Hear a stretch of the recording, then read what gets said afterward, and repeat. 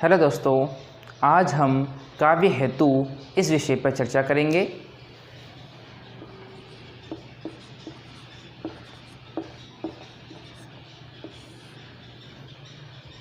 साहित्य प्रायः तीन स्थितियों से होकर गुजरता है।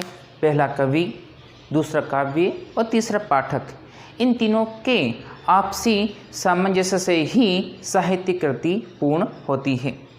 कवि जिन उपादानों के आधार पर अपनी स्वानुभूति को कृति के माध्यम से पाठक तक पहुंचाता है, वे काव्य हेतु कहलाते हैं। संस्कृत काव्य शास्त्र में काव्य हेतु के विषय में विचार प्रस्तुत किए गए हैं कि काव्य हेतु कितने होने चाहिए, कौन कौन से होने चाहिए। तो एक मोटा तौर पे काव्य हेतु तीन माने गए हैं। पहला प्रतिभा, जिसे शक्ति भी कहा जाता है। दूसरा व्युत्पत्ति, इसे निपुणता भी कहते हैं। तीसरा अभ्यास।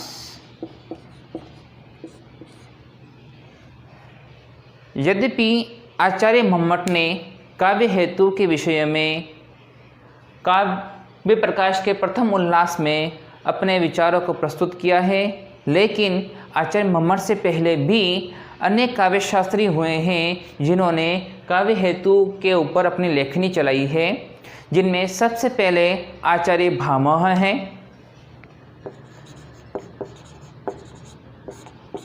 भामह कहते हैं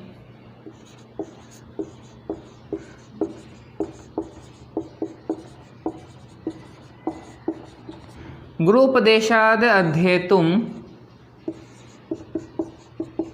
शास्त्रम जड़धियो अल्प मति काव्यम तु जायते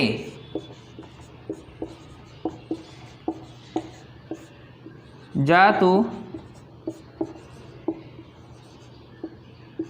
कथंचित प्रतिभावतः।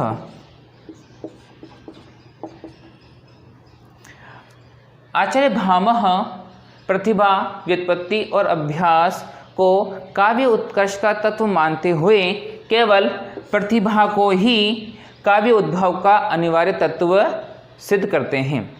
इसके बाद में आचार्य दंडी आते हैं। दंडी कहते हैं नैसर्गिकी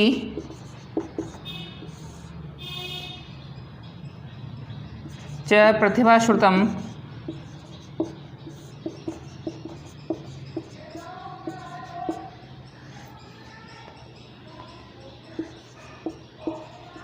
बहु निर्मलम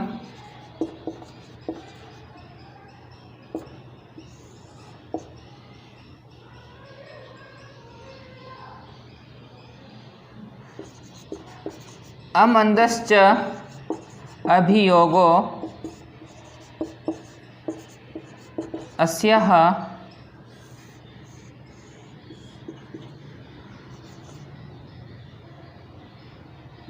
कारणं काव्य संपदः।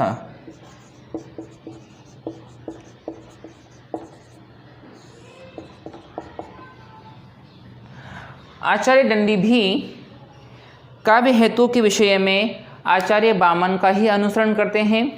वे भी केवल प्रतिभा को ही काव्य का अपरिहार्यता तत्व सिद्ध करते हैं। इसके बाद में आचार्य रुद्रट काव्य की संगठना के लिए शक्ति, निपुणता और अभ्यास, इन तीनों को ही काव्य हेतु के रूप में स्वीकार करते हैं। वे कहते हैं तृतीयमिदं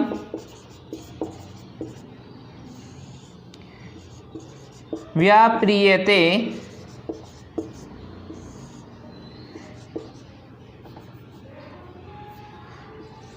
शक्ति ही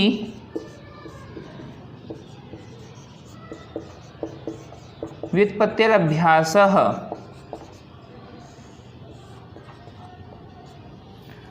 अर्थात इन्होंने केवल प्रतिभा को या केवल व्युत्पत्ति या फिर अभ्यास को ही काव्य उत्कर्ष का तत्व नहीं माना है, इन्होंने तीनों को ही काव्य उत्कर्ष का अनिवार्य तत्व मानते हैं। इसके बाद में आचार्य आनंदवर्धन आते हैं। वे कहते हैं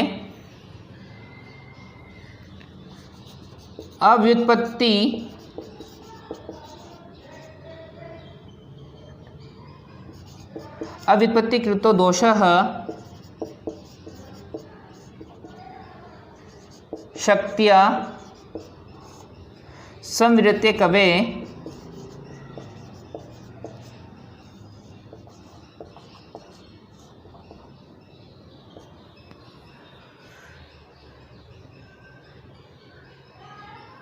यस्त्व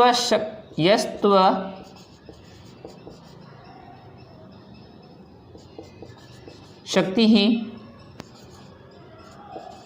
कृतस्तस्य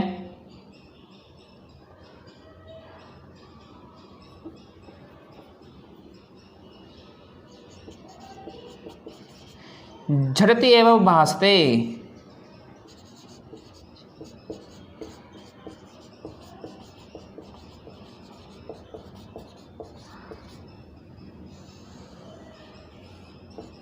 आचार्य आनंदवर्धन भी प्रतिभा और व्युत्पत्ति इन दोनों में से प्रतिभा को ही काव्य रचना का अनिवार्य तत्व मानते हैं। इनके अनुसार प्रतिभा से रहित काव्य में दोष तुरंत ही उत्पन्न हो जाते हैं। इसके बाद में आचार्य राजशेखर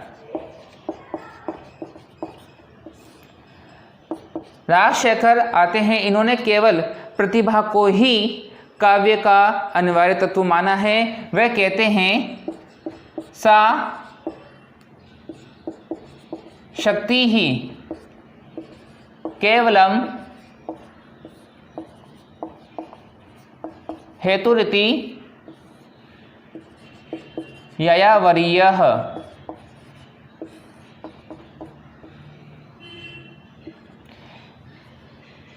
इस प्रकार हमने आचार्य मम्मट से पहले जो मुख्यतः जो काव्य शास्त्री हुए हैं, इन्होंने काव्य हेतु के विषय में अपने जो विचार लिखे हैं कि काव्य हेतु कितने होने चाहिए और कौन कौन से काव्य हेतु काव्य की रचना के उत्कर्ष को बढ़ाते हैं, जिस पर अपने अपने विचार प्रस्तुत किए हैं।